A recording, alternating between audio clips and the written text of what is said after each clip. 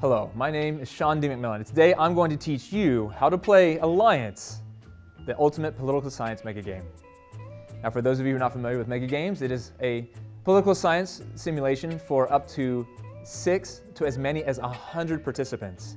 Each of them will be role-playing as the various different prime ministers, secretaries of defense, or scientists of the 20 various different nation teams.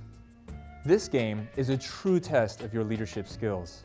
Through communication, diplomacy, resource management, technological innovation, and pure creativity, you're going to have to work together, cooperate with other players to try and get others on board with your agenda. The player with the most influence and the most ability to get other people to go along with their plans will inevitably be the heroes of this story.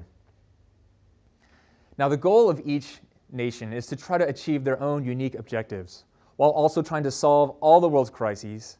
And on top of this, they all need to collaborate to achieve the ultimate goal, which is world peace. And they must achieve all of this all within 3 to 4 hours or 3 to 4 class periods.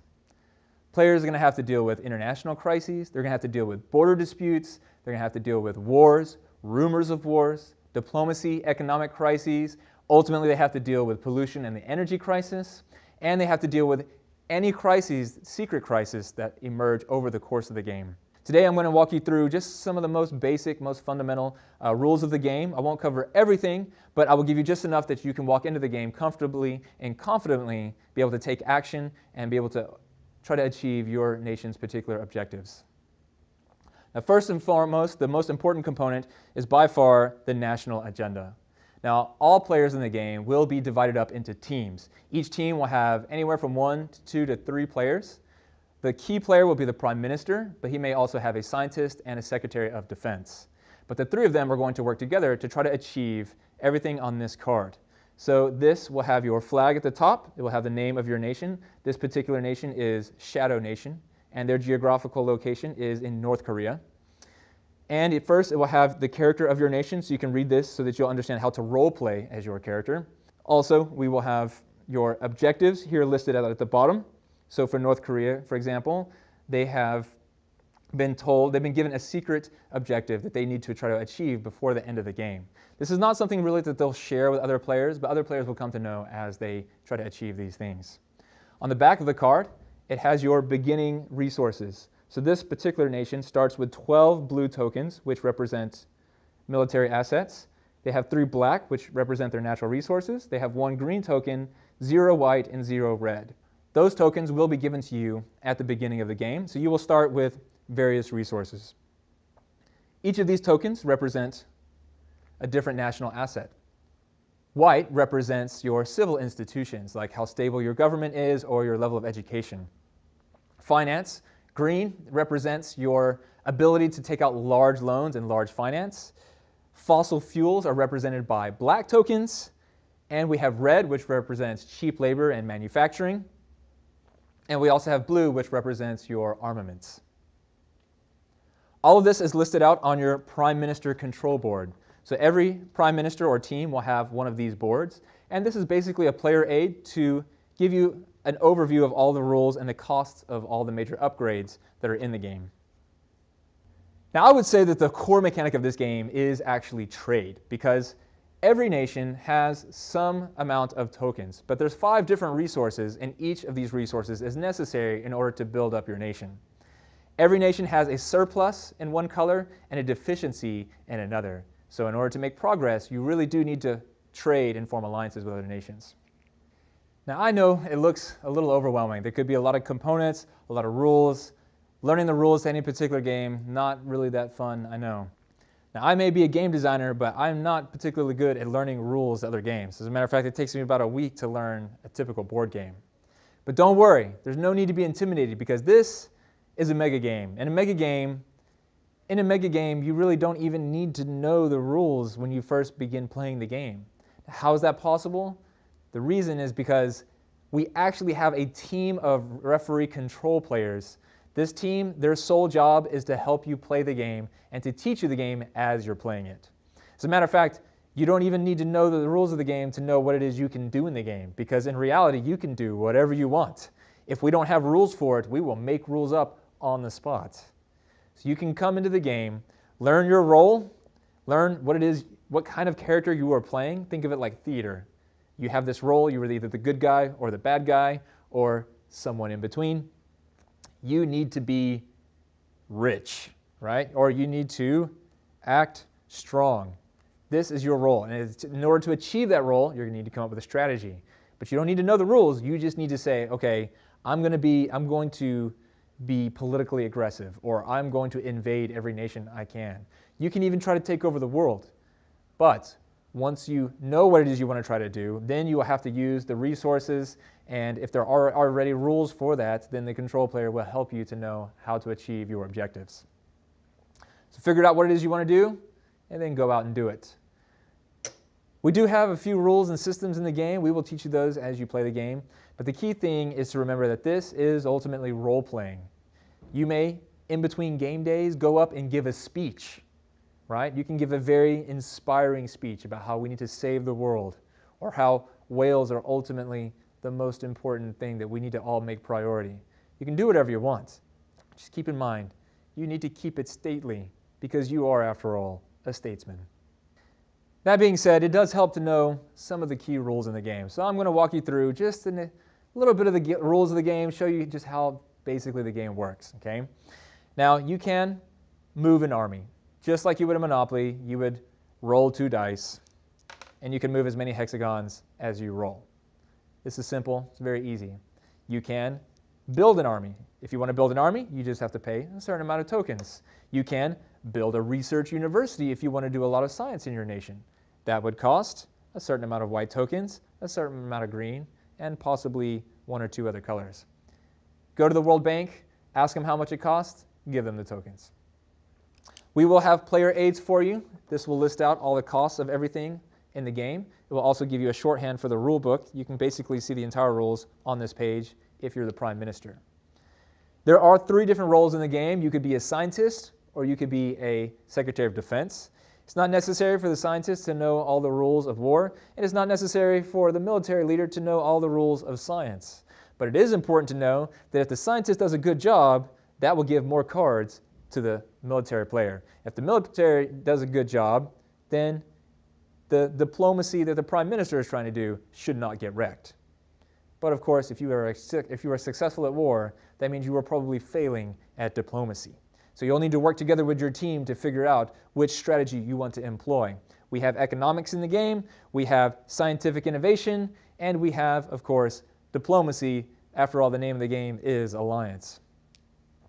But I would like to show you some of the more interesting systems that you can employ.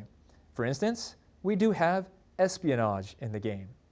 Now, for example, let's say you're Russia, aka Strong Nation, and you want to know what America is up to. All you've got to do is place your secret agent with your Russian flag on it in Rich Nation, publicly on the map, okay? So it's going to be pretty clear to America that you're up to something. Then you need to go to a control player, most likely the espionage or war control player, and you tell them what it is you want to do, okay? So you tell them, you say, you know what, America's sitting on that fat stack of green over there. I really don't like that. I'd like to take some of that green. Now, control player at first is probably going to be like, what is green tokens? That sounds very abstract to me. What would you like to do in a realistic scenario? So then you think about it and you're like, oh, all right, I got you. I would like to do a cyber attack on their banking institutions.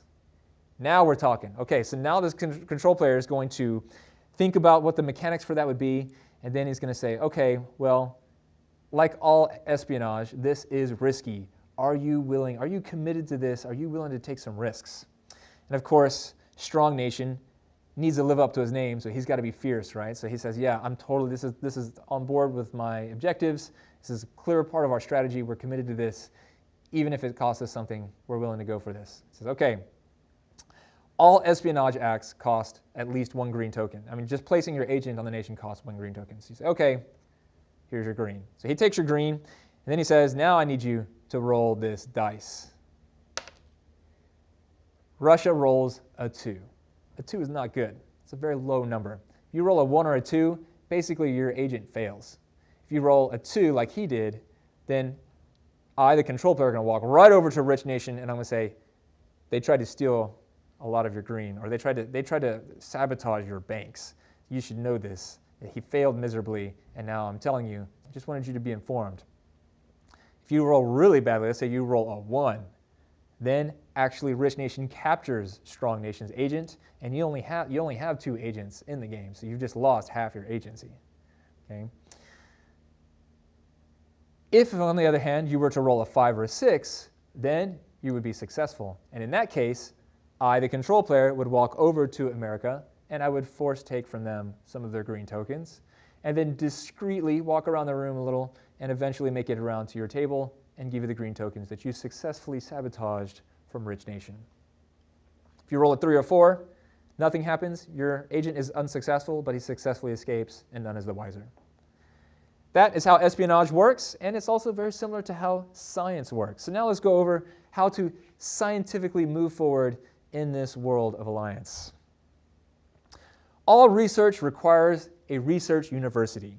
You can build one, it's a little expensive, or you can ask England, aka Smart Nation, or Japan, aka Tech Nation, if they would like to collaborate with you and let you use their research university.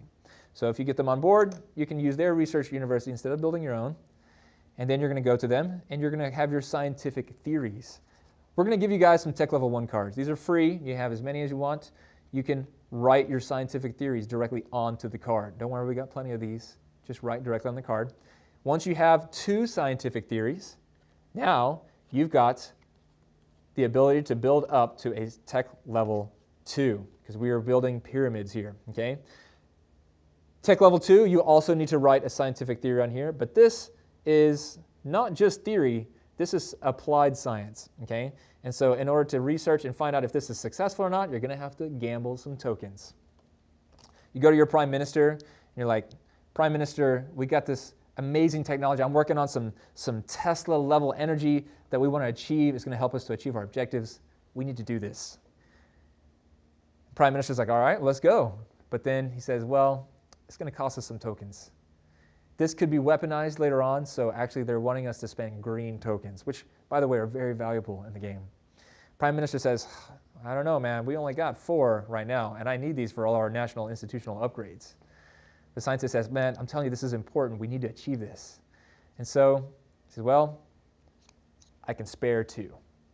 So the scientist goes back to the control player, and he says, look, control player referee, I've got 2 green tokens. Let's achieve this Tech Level 2. But control player is going to explain to you how it works. And once you know how it works, you're going to realize that 2, that only leaves you a 1 in 3 chance of success. Because what's going to happen is you're going to gamble your tokens.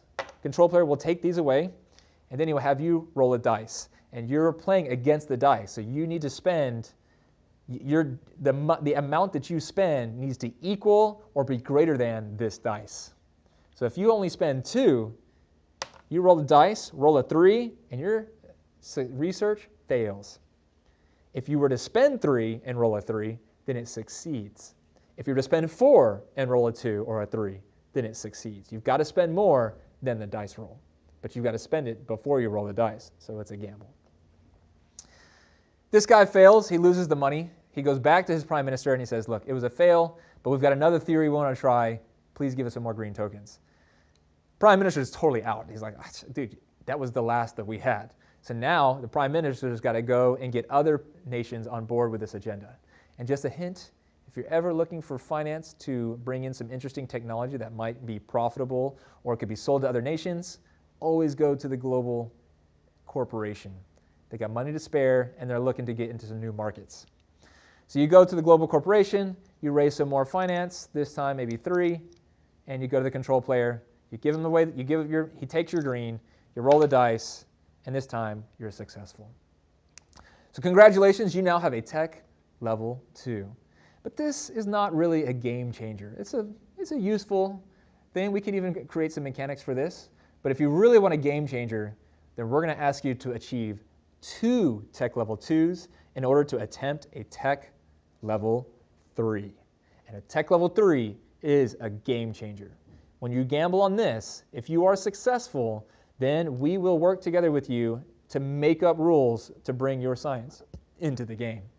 You simply have to negotiate with the control player, and the control player is either going to tell you, well, this is really overpowering, so, but you spent a lot of green tokens, so we're going to allow you to, we're going to apply some rule to the rest of the game based on the theories that you came up with, okay?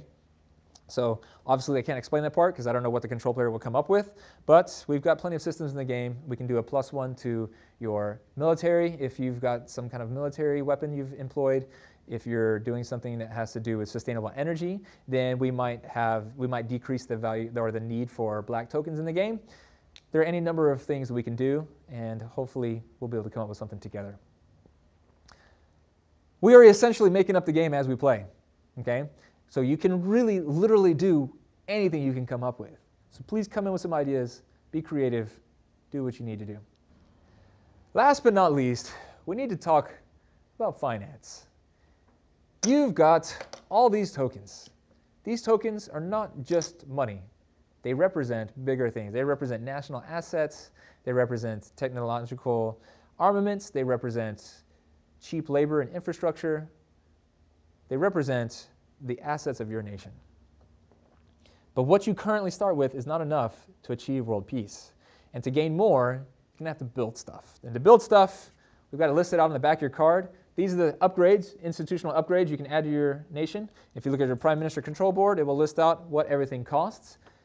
You can build any one of these, and if you do, we will give you a marker to place on a hexagon on the map, and we will also give you a card that explains what the ability of that particular upgrade is, and it will also say how many tokens you can earn each game day by having that upgrade.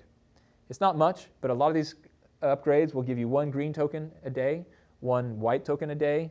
Oil drill infrastructure will give you 1 black token a day, or perhaps your research university, which produces 1 white token a day. This is how you build up your finance, but just so you know, it's not much. So you're going to have to work with your other players. The only true player who can really steadily increase his wealth is the global corporation. So be careful of that player. That player's actions could win or lose the game. We have markers to represent your armies. You can defend your capital with your army. If a nation invades if an army invades your nation, you can move your army, and once 2 armies meet the same hexagon, you will then pay a visit to the war control player, sit down, and go to war with each other. I'm not going to get into the rules of that just yet, but if you go to war, then we will explain the rules to you, and you can go and battle your enemies. I think that pretty much covers most of the game. We have more stuff, but it's not necessary to know. Just come in with your strategy and your agenda, and yeah, let's play Alliance.